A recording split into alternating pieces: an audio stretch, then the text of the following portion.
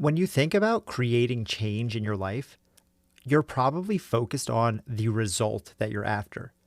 Maybe changing the way that you look, the money in your bank account, your business, or your relationships. But to create that change, that's the result. And instead of focusing on the result, you could focus on the things that will make that change more likely to occur. Often, these are skills rather than actual external results. But when you focus on the skills, the internal, and you're able to master them, you unlock the change that you're after. And one of those skills that's ultra important for creating lasting change is communication. Welcome to Change Made Easy. Changing your habits, routines, and behaviors is hard. We make it easy. I'm Paul Levitin.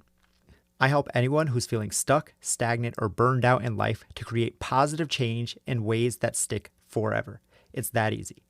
Tony Robbins once said, "It's not about the goal.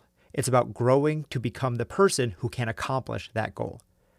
And what I find interesting is that when you focus on becoming the person you have to become to accomplish the goal, the thing that you were after in the first place, just happens. It takes care of itself. So now the question becomes, how do you become that person? And that's why I have my guest, Allyson Ward, to talk to you today. Allyson is a best-selling author and public speaker. She started in the corporate world, leading teams at IBM and other major companies.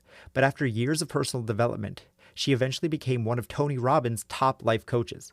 And she has gone on to start her own coaching and consulting business called Good to Greatness, where she now helps her clients lead empowered, joyous lives.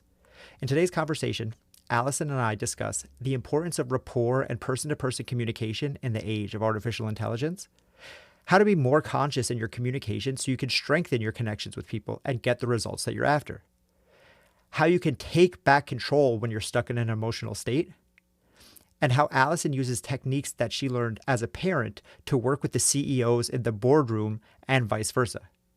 And don't miss Allyson's point about the physicality of people's word choices and how you can use that to your advantage. That was particularly eye-opening for me.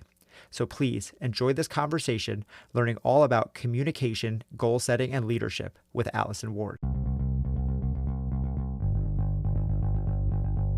How do you define emotional intelligence? Emotional intelligence, good one. So emotional intelligence is your awareness of essentially how you're showing up in your relationships and in different situations in life. Okay.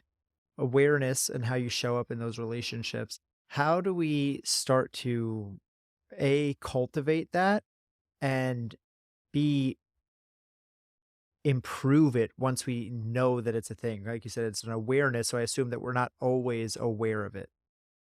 Yeah.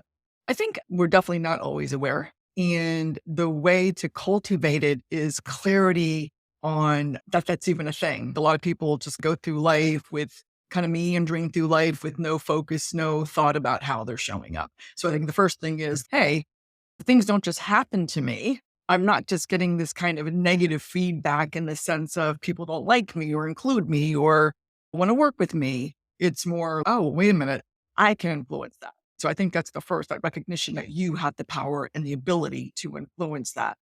And then there's things you can do. There's so much training. It's interesting now that we're in the time of AI and you hear people say, oh, I'm going to lose my job because of AI.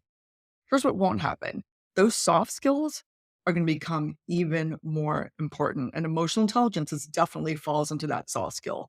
And there's so many ways that you can go out. So just basic rapport building skills, improving your communication skills. Those are some of the ways that you can definitely look to improve those.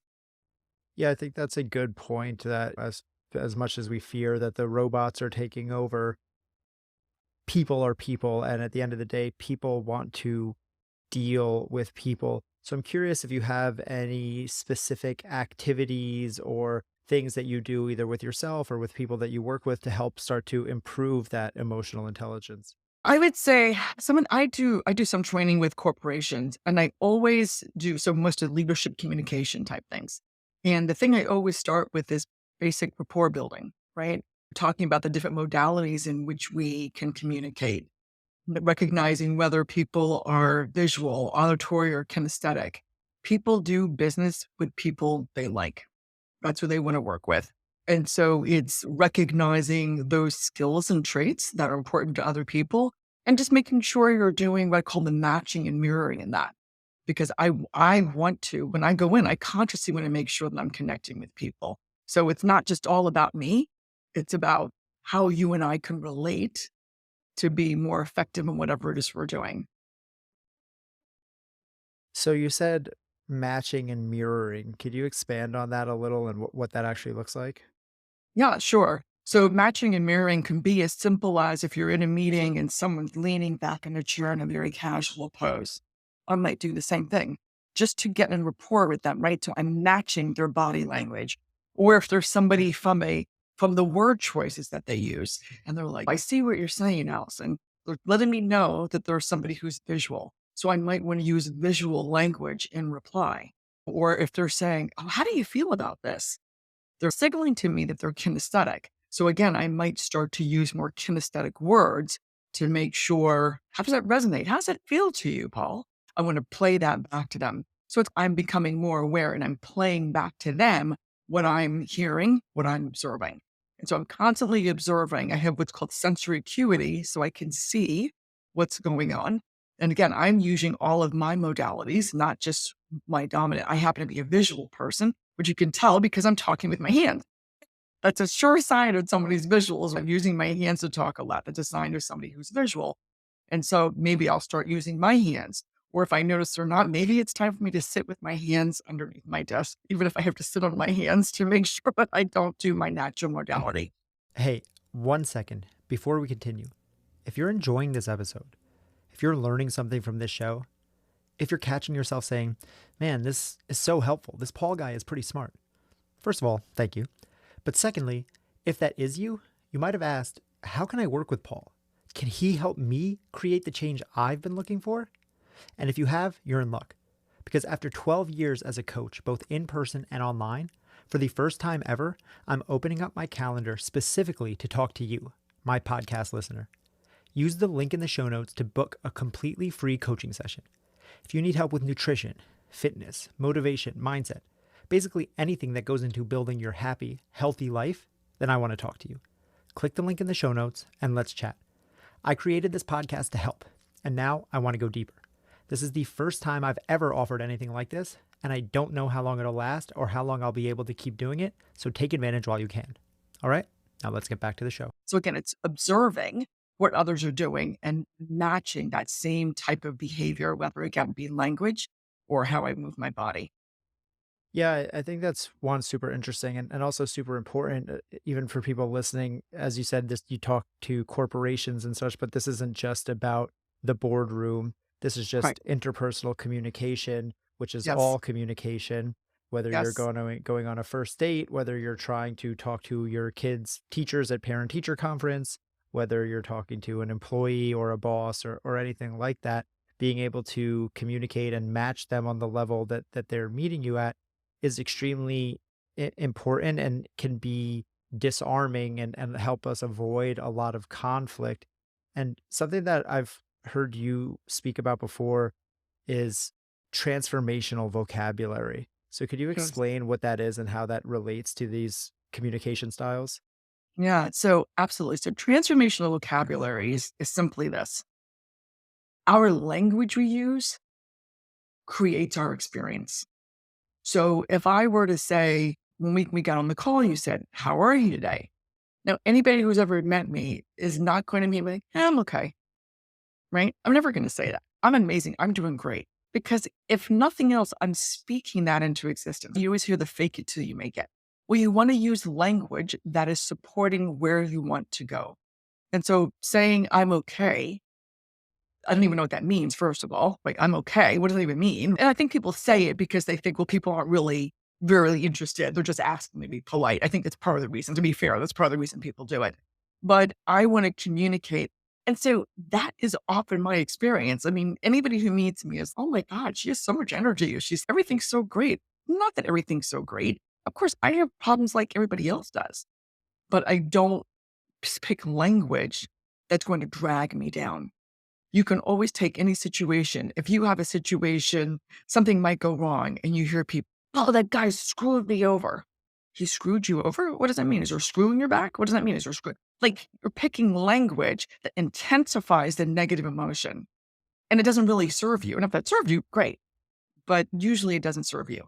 So you want to pick language that's, that was frustrating, right? Is a very different. If I'm saying something is very frustrating versus that guy screwed me over, that changes my emotional space and my ability to think, and move forward in a, I don't say controlled way, but in a thoughtful way that's going to serve me.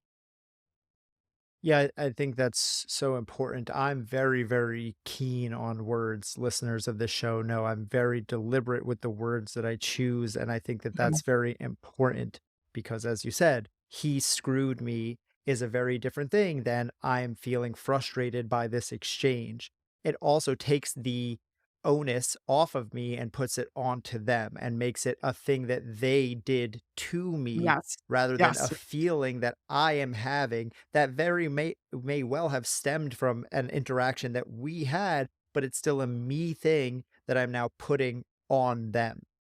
But Absolutely. all of these things, these words like that, right? Like words are very important and exactly for those reasons. But that's a challenge in and of itself. As you said, it puts you back into control. It gets you out of that emotional state. But Yes. that's the issue right there is that you're in that emotional state. So how do you break that pattern? Because in order to step back from the emotion, you have to detach yourself from it. So great question. And one of the things that I would say to that is this: you get to assign any meaning to any situation, right? So if I want to give it a crappy meaning, I'm going to have a crappy experience, right? And I know you've probably heard this before, right? You get in life what you focus on. And if I focus on all the things that are going wrong, all the problems that I'm having, then I'm going to have a pretty crappy existence. Well, I don't want to have a crappy existence. So I'm always like, what's great about this? My clients are always like, I have a group that I lead of women who are in transition. And every time we come in the call, so it's a group coaching training program, and the first thing I always say, what's great? What's great? And everyone has to go around the room and say something that's great. And it doesn't have to be like, oh my God, I just won the lottery, right? Or I just had this amazing thing. No, it can be, I went out for a walk today and the flowers were beautiful. But what I'm trying to do is to train them to continue to look for what's great, because what's wrong is always available. And so is what's right. I love that. What's wrong is always available, and so is what's right. And what's great about this is such a powerful question, such a strong reframe. But I'm curious, knowing a little bit about your background, because everything Mhm. isn't always sunshine and rainbows. Everyone goes through ups and downs in life. So I know that there was a point in time in your life where you were going through a divorce. Your mother had recently passed away, as well as one of your best friends, all in short succession. And in that time, how did you reframe in those dark moments and shift to what was great when everything, I'm sure at that time, felt like nothing is? I have to say, I've worked at this, right? This is not, I won't say it wasn't how I was raised. I think my parents were both fairly optimistic people, but I developed this skill over time. So it's not that I just woke up one day and I knew how to do it. And I would say to anybody else, it's like anything else, you have to condition it. So I saw on your Instagram page that you were working on drawing, right? You're doing over 100 days. Well, you don't get good on day one. You don't get good on day 10. You don't get day on day 50 necessarily, but it's those little bit improvements over time that help you reach your goal. So first of all, I would say anybody who's going to try it one time and it doesn't work, no, you got to keep doing it, right? And it's not always easy. I would say I actually have the incredible privilege of speaking on Tony Robbins' stage on leadership. And I used a story about when my brother passed away. And I was actually at an event, I was speaking, and he had a heart transplant. And in my mind, Paul, I will tell you, it never even occurred to me that it wouldn't be a raging success. Never even occurred to me. They were like, oh, you can leave if you want. I said, no, no, no. I'm going to see him when I get home and it's going to be great. Surgery went really well. And then later in the day, I started getting phone calls that he didn't wake up. And when you're doing something and your phone starts ringing and it rings again and it rings again and it rings again. Now, I don't know about you, but in my experience, people never blow up your phone with good news, right?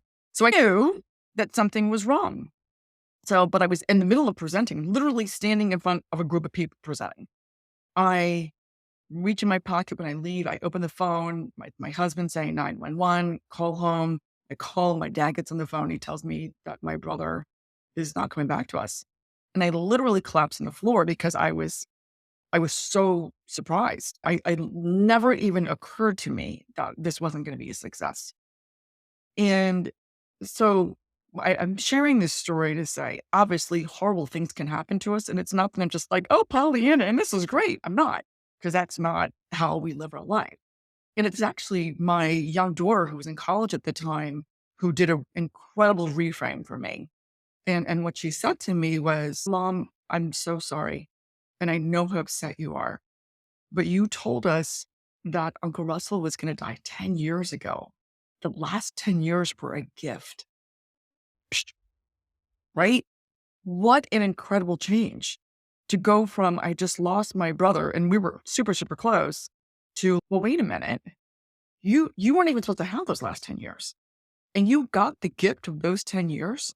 So when I say it's really and it literally is as simple, doesn't mean it's easy, but it is simple as looking for what's great, right? And using, like you mentioned, reframing. And I really have to focus on what's great and what can I learn from this situation? And that's how I tend to move beyond things. And again, I miss my brother today. It's been 7 years and I still miss him. I wish he were still here, but I don't suffer. I don't stay a place of, oh my God, this happened to me. My brother was gone. I thought we'd be here again. My younger brother. I don't spend time in that space. Yes, it's so powerful and interesting that, like you said, that your daughter brought that up. And as you said, okay, my brother was sick 10 years ago and we got these extra 10 years. And this is something that the Stoics talked about, and that you can use that same frame for everything, because the reality is nothing is promised. Just like Mhm. those extra 10 years can feel like a bonus, because you're like, well, if he was supposed to die 10 years ago and then we got 10 more years out of him, I can look at that. Everything in life, nothing in life is Mhm. guaranteed. Everything in life is a gift, from Mhm. waking up today to having more time with my parents to whatever money I have in my bank account.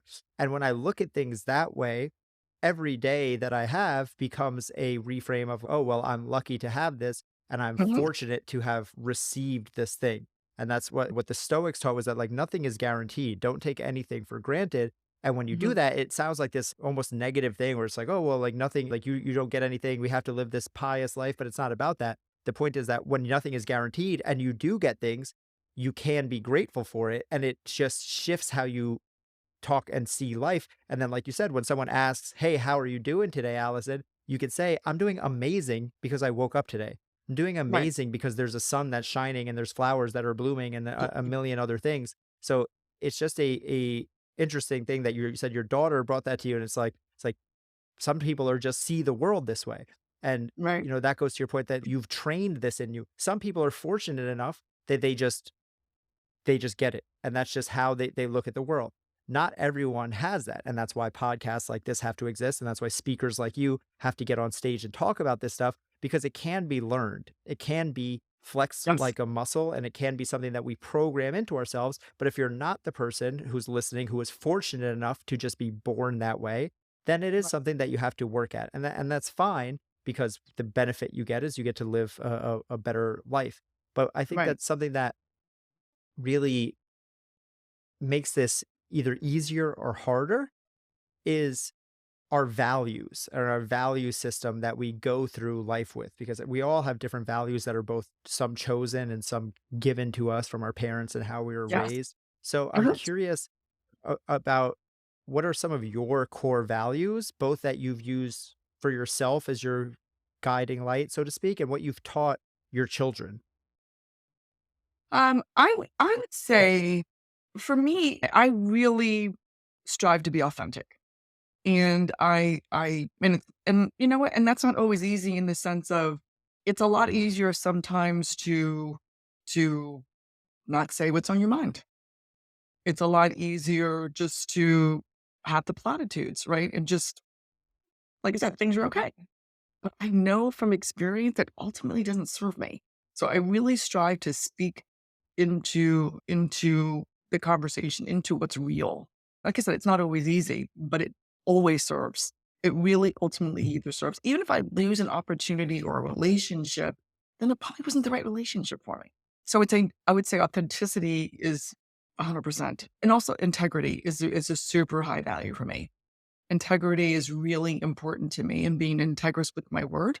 If I say I'm going to do something, I'm going to support you, whatever it is, then I'm going to do it. And if I can't, then I'm going to tell you, come back and say that I can't do it, because life happens, things come up, and sometimes you can't. But again, because the combination of wanting to be authentic and integrous, then I'm going to let you know something has changed, the circumstances have changed, and I can't support you in the way. And I think that's really, really important to me. And I really, really, I would say another one is striving to lead with love. And when I mean love, I don't mean like I'm in love with everybody, because I am definitely not a Pollyanna person. But when I lead with love, I'm always looking at every person. What can I love about this person? What can I appreciate about this person? What strength do they have that I don't have? I know that I'm better than they are in some things, and I am pretty sure that they're better than I am in something. And I look to appreciate that. I would say those are my top three. Yeah, I mean, I love that. It's interesting. You used authentic and integrity. I use the word honesty as my highest value, but it's the same thing. My honest with Mhm, myself and others and mhm, how I show up. And you mentioned, as you said, integrity, even if that means that I have to tell the truth and it's an uncomfortable truth or something like that. mhm. So I'm curious, why do you think people struggle so much with telling those Yeah. uncomfortable truths or saying no, even when it's in their own best interest? Ooh, that's a big one. One thing is, I would say we talked before about conditioning. And I don't think as a society we're conditioned to be honest, to be candid. I mean, I think that from early age you hear it's just a white lie. We even have a term for those things. Well, it's not really that big of a deal. And we say that. We see that in our politicians. We see so many examples of that, and that it's not, I just said politicians, but that's not, we see that all over the place. And we really are at a very early age. And I'll tell you one thing. I worked at IBM for 20 years. And I would say getting great feedback was very uncommon. And people, in my experience, don't know how to deliver it, and they don't know how to receive it. And I have to say, one of the things one time I took this class at Johns Hopkins in organizational development, and it was a small group. There were two professors who had retired from Johns Hopkins, and each week we had these different topics, and one was on feedback. And Paul, let me tell you, one time we did this whole session on feedback, and there was only about 12 people in the group, and then we had to ask two people to give us feedback. You could pick the two people. Well, one woman was chosen to give the feedback to someone else, and she burst into tears. The mere thought of giving feedback caused her such a great level of stress. And so I think it's more common that people don't know how to give good feedback. And so they're nervous to do it, they're unaccustomed. I When I work with people, I create an environment that we are constantly giving feedback. And feedback is not what's negative. Feedback is often what's great. Because I'll tell you a quick story. I was doing some work with the fellow who was heading one of the agencies in Washington D.C. government, and he was wanting me to come in, interviewing me to coach him on speaking skills. And when he had his team in the room, and he said, "Well, listen, I always tell my team that give them permission," because he's a pretty senior guy, right? Big agency. He says, "I always give people permission to tell me what's wrong when I get off the stage." And I'm like, "That's great, but do you ask them what was right? What was great?" And the reason he's looked at me oddly, and I said, "Well, how do you know it was great? Not to say that you weren't great, but what's great about giving feedback about what someone has done well, it reinforces for them that they've done it well. It's not now just something in their imagination. They may think it's great, But by giving them great feedback with specifics, here's what you did really well. I loved it when you did this. And so when I'm working with teams, I do that constantly. I'm constantly giving them what's great. So that has two benefits. One, I'm creating a culture of feedback. And then two, when I need to give them some course correcting feedback, they're feeling better. They know that I'm coming from a place of genuine caring for them and wanting to improve the project, the team, whatever it is to go forward. So they're more open to listen to that feedback. And then I use the language, here's what would make it even better. So I'm also very intentional about my language when I give feedback. So good. And all it's clear just from this conversation how again deliberate you are with language and word choices. And I love you've dropped a few of these little questions already. What's great about this? What can I love about them? And these are such powerful tools. And I think it's easy to see how this would be impactful from an organizational perspective. But I would love for listeners and for myself, obviously, but for you to maybe say, position this more towards your family. How do you use this type of questioning, this type of feedback mechanisms when you're talking with your daughter or your daughters or something like that? Because not everyone is a boss or a manager, but everyone has a familial relationship. And I think that we can get super granular with this stuff and show that it's not just about work. This is everything. Yeah, absolutely. These same things I just said apply there as well. So one of the greatest things as a parent you can do, and even with it, I'll give a parent example, you can do this with your spouse as well, or any other friend or family. So particularly with children though, I love to use the example of, hey, great job today. Okay.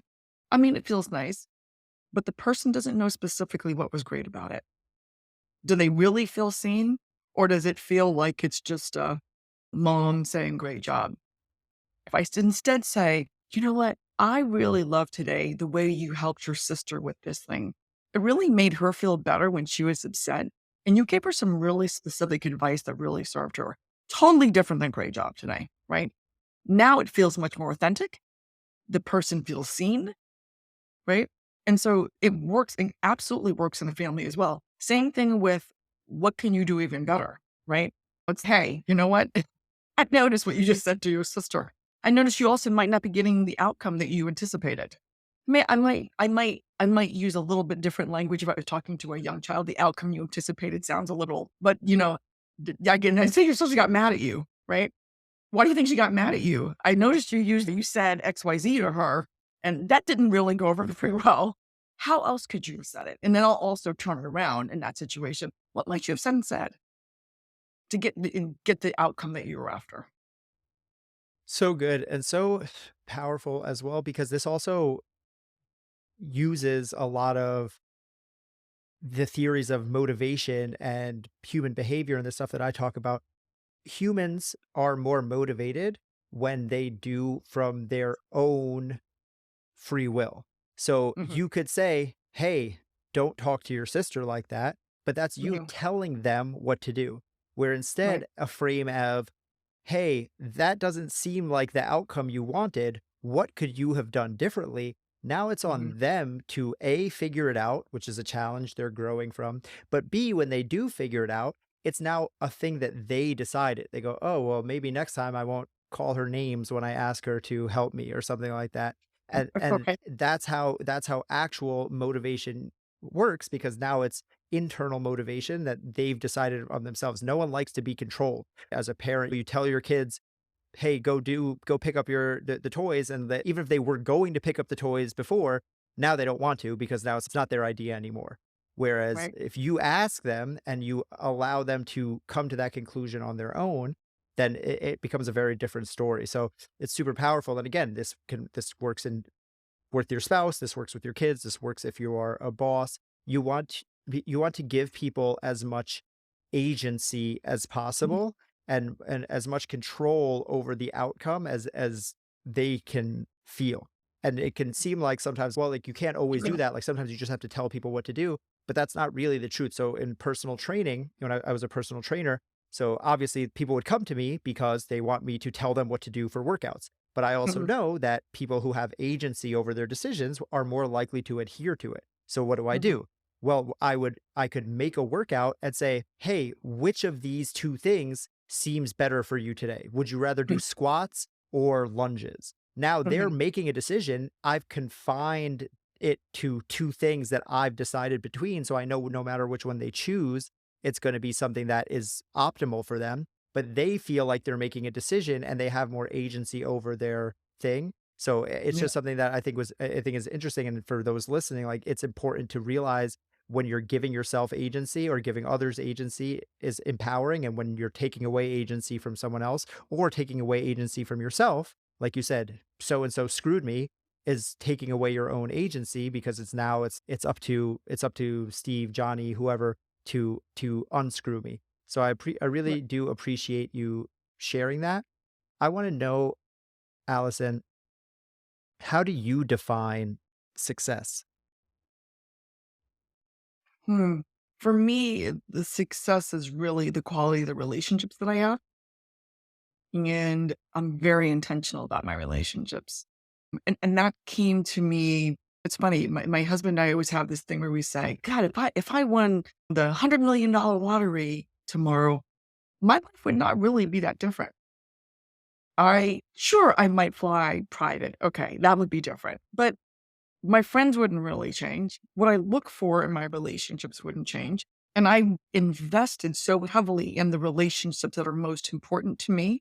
And so the quality of my relationships with my family and my friends, my causes, the things, how I spend my time really would not change. And to me, that makes me feel so fulfilled and happy and successful.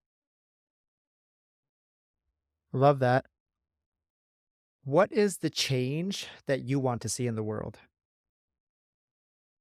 Ooh. Um, it's so funny. The other night I had a dream, and first of all, that's funny in itself because I always say I don't dream. Now I'm sure that I do dream, but almost never remember dreams. And 2 nights in a row, I remember dreams. And the second night was this crazy dream about a group of kids I was working with who got into some mischief because I think, and I'll use your word, they didn't have their own agency.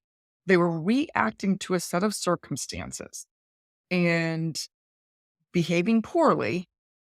And I could see what it was. All communication is a loving response or cry for help.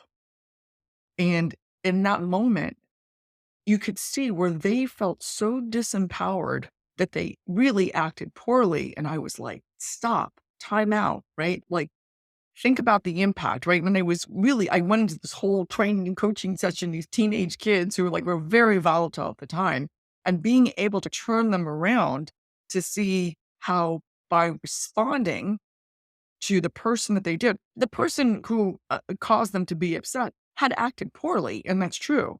They had a reason to be upset.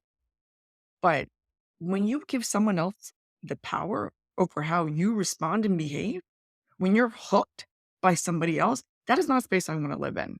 And I feel like in our society, that happens all too often. People are hooked emotionally by what others do, and that is not a place I wanna live in. I want to be at cause, not an effect.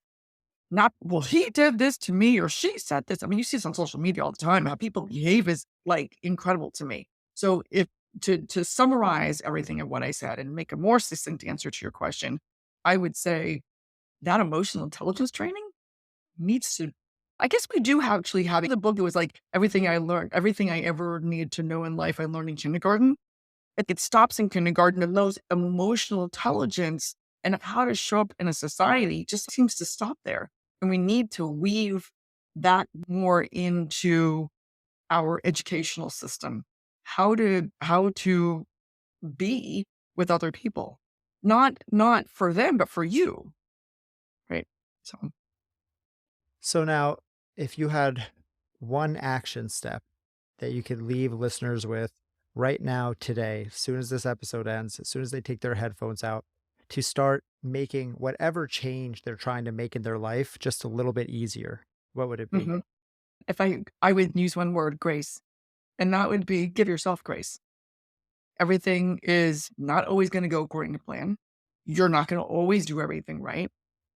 But if you remember to give yourself grace, then you can be like, okay, that didn't, that was not what I expected to happen or not how I wanted it to go. Great. Dust yourself up, pick yourself up, start all over again. And that's really what it is. You can always, like I said, we talked early on about the conditioning.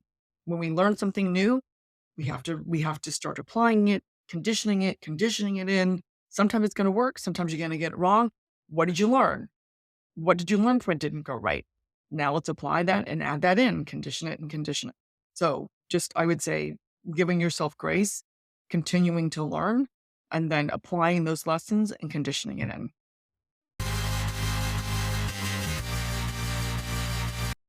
If there's one thing that I've learned in over a decade as a coach, a podcaster, and a speaker, it's that communication can be a superpower. If you can communicate your message well, you're that much more likely to get what you're after. It doesn't matter if you're talking about business, relationships, families, or even with yourself. Often, the difference between success and failure is how you communicate what you want or what you need, and that includes self-talk. So take Allyson's advice to get clear on communication. Use the tactics she gave to take back control when you're in an emotional state. Get your point across and watch your relationships and your life flourish. That is change made easy. And make sure to check out Allyson's website to learn all about what she has going on, just at AllysonWard.com. I've linked to it in the show notes. It's ALLYSONWARD.com. And Allyson has been super gracious and offered a special discount for anyone who wants to take her course, Design Your Ideal Year. With a discount, just enter the code PODCAST. Check it out on her website just in time for the new year. Before you go, I want to talk to you. Literally. For the first time ever in over 12 years as a coach and 4 years doing this podcast, I'm opening up my schedule to help listeners like you for free. I'm offering a free coaching session to you as a thank you for supporting this show. I help people create their healthy habits and happy lives and create positive change around their health, wealth, and relationships. Whatever you're working on, mind, body, and soul, we can cover it all. If you're struggling, I want to help you build a plan to get through it and past it.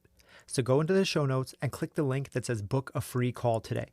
I don't know how long I'll be able to keep doing this, and my schedule will fill up. So if you want to take advantage, make it happen ASAP.